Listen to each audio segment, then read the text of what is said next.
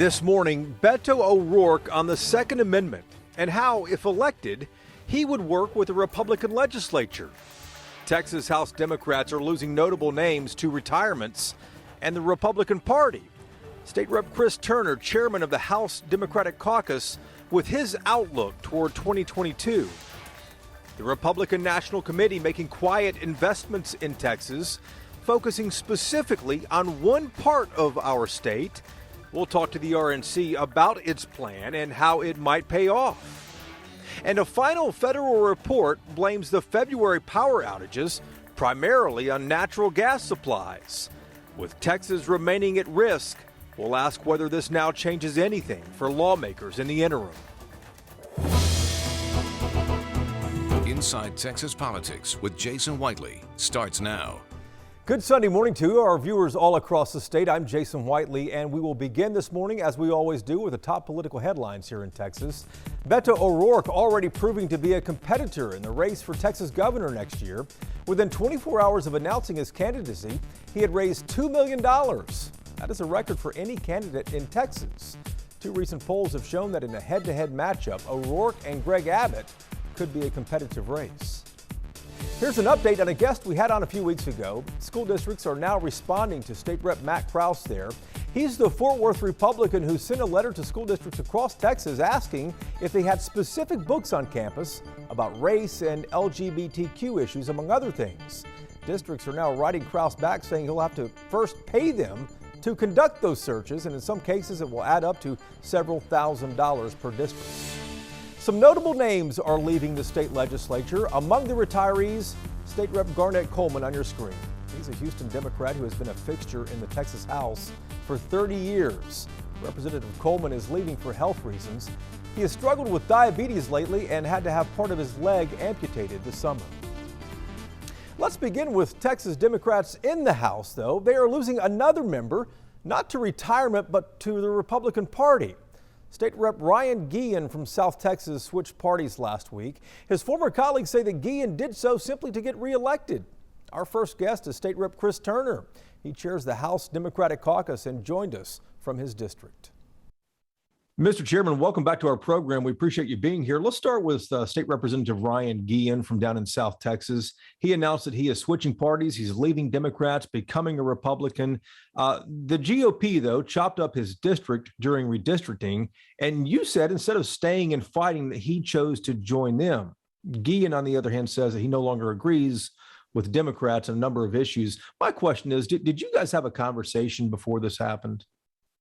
Jason, good morning. And no, we did not have a conversation. The last conversations I had with Ryan were during the third special session when we were working very hard to try to save his district. We both knew that Republicans were trying to gut his constituents in his district for partisan gain.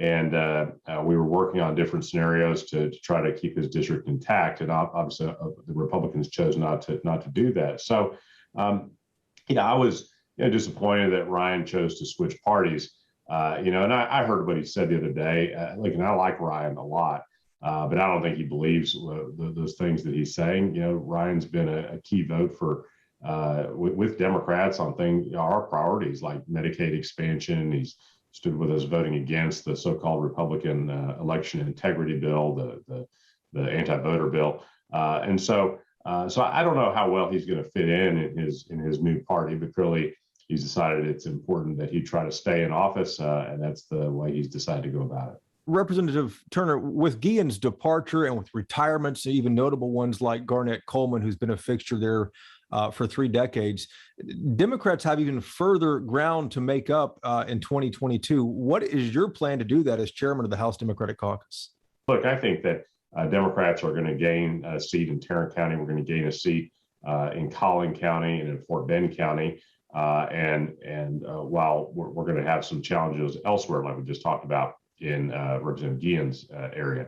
But what I think for the long term is that the state is changing, and Republicans were only able to do so much in redistricting, even with their abuse of power in the process, they were only able to do so much because this state is becoming more diverse, it's becoming younger, and increasingly Republicans are simply out of step with the majority of Texans. And Chris, Beto O'Rourke is in the race for governor now, already had huge fundraising numbers in the first 24 hours, which if someone has followed him, that might not surprise them.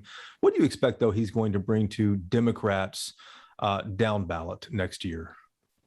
Well, I think Beto's going to be a tremendous help to Democrats up and down the ballot. I mean, most importantly, he's offering Texans a choice between new leadership that is going to take on the big challenges facing our state, like fixing our electric grid, ending the pandemic, and bringing health care to the millions who are uninsured in the state, versus Greg Abbott's very small vision for our state, and one where he continues to cater to the lowest common denominator in the Republican primary. And so that's going to be good for Texas.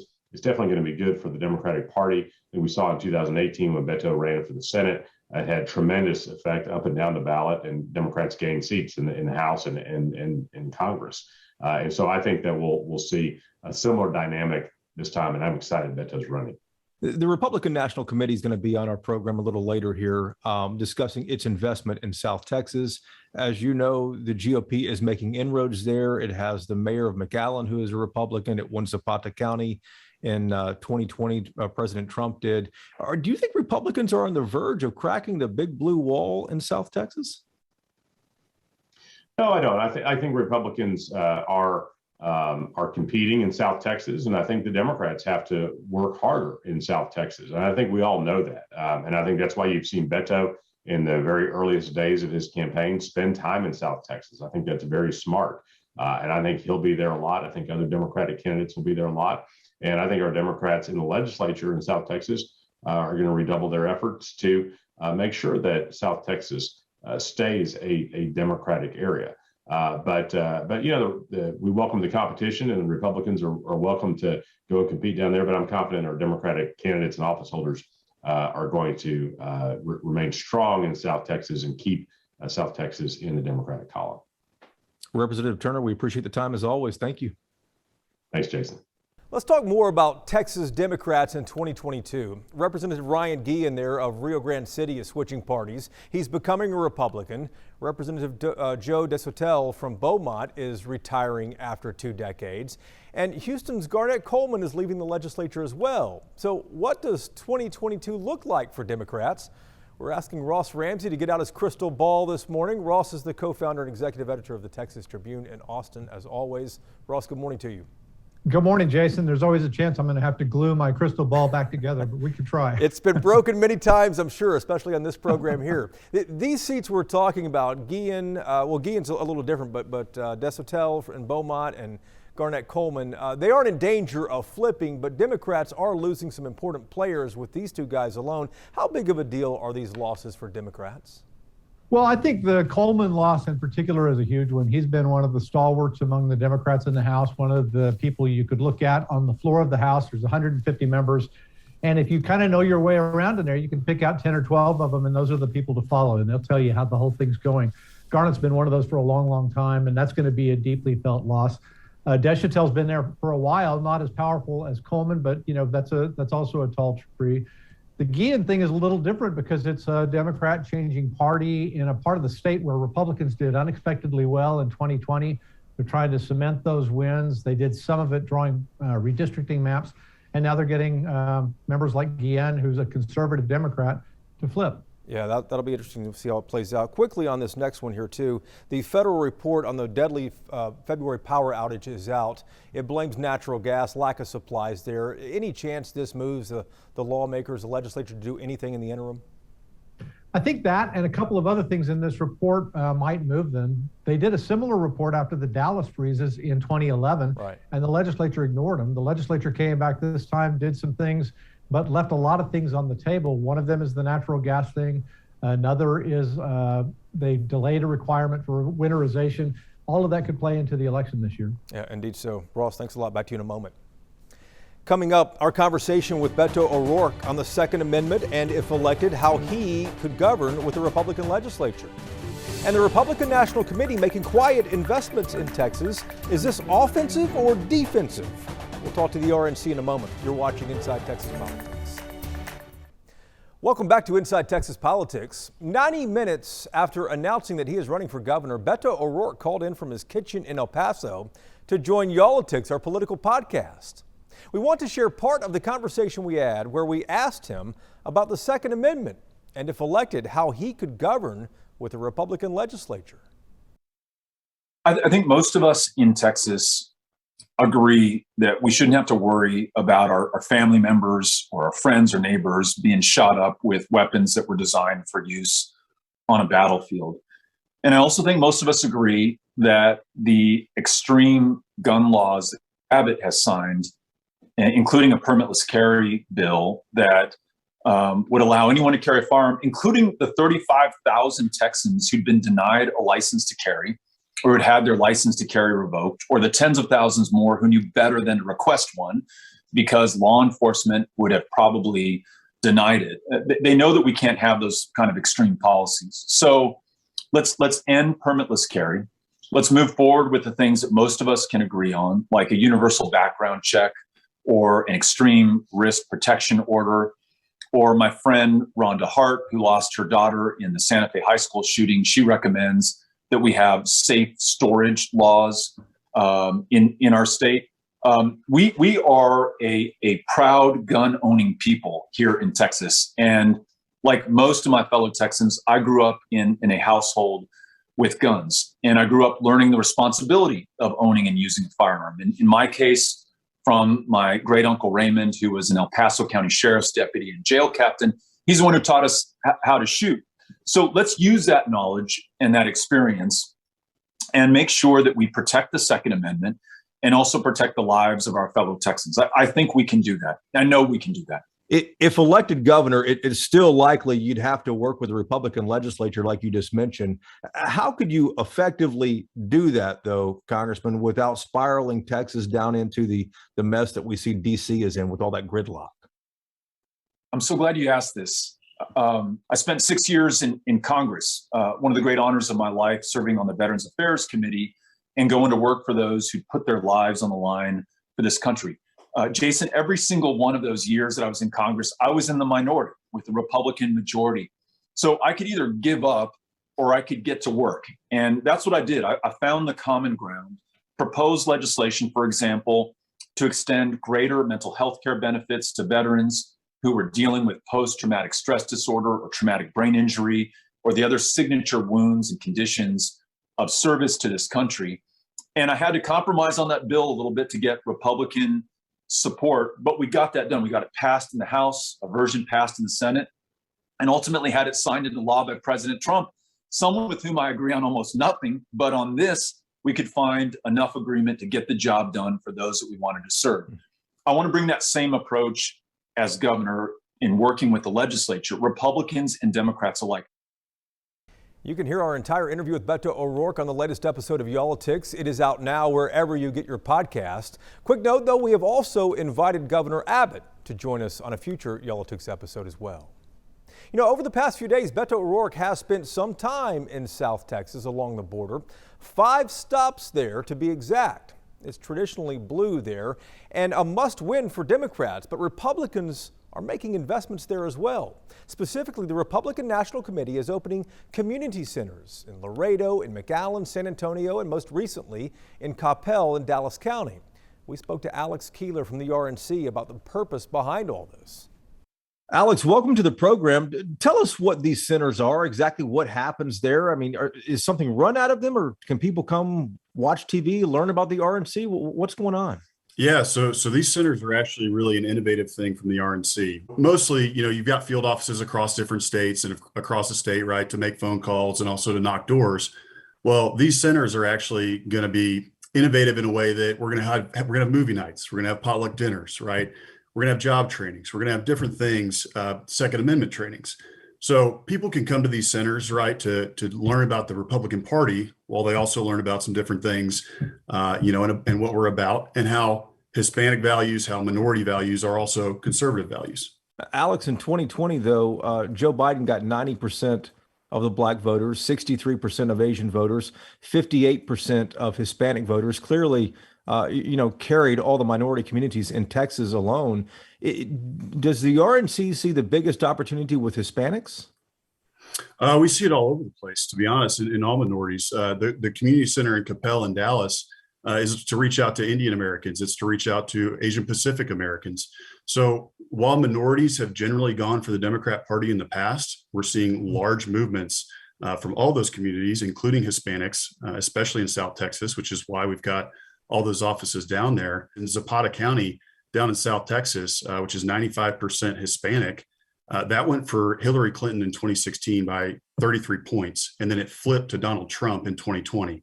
And then we've got, a mayor down in Laredo with Mayor Villalobos, in McAllen. McAllen, right. Who flipped that seat, right? So there is movement across Hispanic community and minority communities towards the GOP in big numbers. And we think it's going to be an important block going into 2022. We've had that mayor on, and Zapata County was the bright spot for you guys between McAllen and Laredo in South Texas. But over the last decade, Alex, presidential elections in Texas have gotten very close. You clearly know this. Biden was only 630,000 votes behind Donald Trump in 2020 in the state, which is a remarkable number. With a closer election, isn't the RNC also concerned that it might eventually get underwater here? Isn't that the reason it's making this investment too? No, to be honest, we're trying to step our foot on the gas. We see Texas as an opportunity to pick up seats. We see Texas as an opportunity to keep Texas red and make it even more red. As we kind of see, right, the suburbs in Virginia, they moved again back towards the Republican Party. We think we can make inroads in the suburbs again in this election in 2022. We feel like we can make inroads with minority communities, which is why we're making these investments. And then we also see that actually people who are moving to this state are more conservative. They're fleeing Democrat policies from places like California and from New York. And so we really see an opportunity right now to ensure that Texas stays red for a very long time as people are looking at Democrats' policies that don't work for their lives. All right. Alex Keeler from the RNC, good to see you. Thanks so much. You bet. Thanks for having me. Some members of the Texas House are looking to move up to statewide offices. And Beto ORourke's candidacy for Texas governor, lots to discuss on the Roundtable when we come back. Time now for Reporters Roundtable to put the headlines in perspective. Ross is back with us from the Texas Tribune in Austin. Bud Kennedy from the Fort Worth Star-Telegram joins us each week, as does Bernadine Steptoe, the political producer at WFAA in Dallas. Ross, we'll start with you and Beto ORourke. He is in Dallas a little later this afternoon, wrapping up his rollout tour all across the state. He told us earlier in the program, seemed to be softening his stance on guns, saying we need to protect the Second Amendment and also protect innocent lives. Is that going to play well with those Texas independent voters? I don't think he's going to get out of the comments he made during the presidential race about coming to take away your assault rifles. Greg Abbott's already been advertising with it. I don't think if Beto might want voters to forget about it, but the Republicans don't want voters to forget about it. I think we're going to keep hearing that. I think they'll keep hammering it home too, you're right. But the significance of Beto's campaign this time around, what is it? Well, Beto has a much different task this time around. He's trying to lift up all the Democrats and trying to get some of them in a position to win up and down the ballot. It's a long shot to say he might have a chance to win. But, on guns, there's this great tradition in Texas that the Democratic candidate goes out and hunts dove on the first day of dove season. If Beto is going to convince anybody that he can hunt, he's going to need to stay out more than one day. I didn't realize that must be an old tradition, Bud. I haven't followed that as much. Bernadine, along those same lines, is the Rio Grande Valley in play at all next year with the RNC making those investments down there? How competitive is it going to be in the governor's race?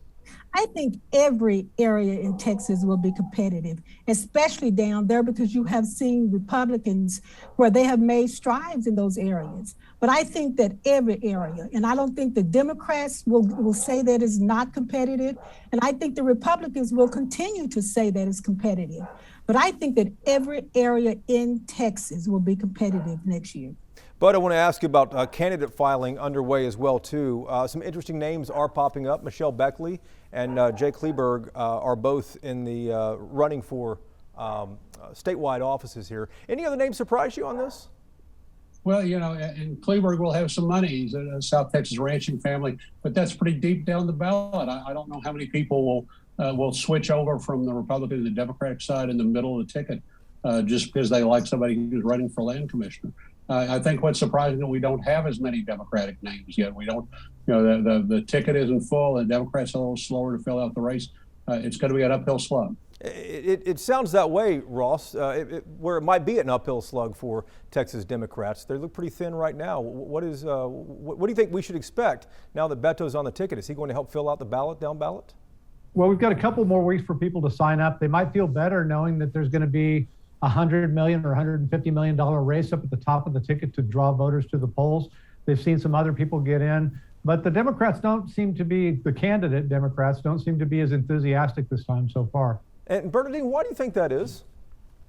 Because I think that they didn't see a path to victory before Beto joined the race. I think that you're going to see more people getting in, but it's not surprising in the sense that they never had a top ticket candidate until now. And I think that now that you have someone who can raise money and help the down ticket, you're going to see more people getting in, and they should. They should if they want it to be a competitive race. Jason, they're going to have to get their voters to the poll. Yeah. The more candidates you have, the more likely you are to excite and get the voters to the poll. Bud, what do you think? Final word on this. Do you think they'll get their? You think Jason, they'll fill out the ballot? Look what happened back in 2010. It was the Obama midterm. Bill White spent $25 million and Rick Perry still won by 13 points. It's going to be a tough mathematical challenge for the Democrats. Yeah, indeed so. It very well could be. Guys, thank you so much. We appreciate it. Happy Thanksgiving to you guys. Thanks for being with us this Sunday. Thank you for watching as well. We're back again next Sunday to take you inside Texas politics. Hope you have a great Thanksgiving as well. Take care.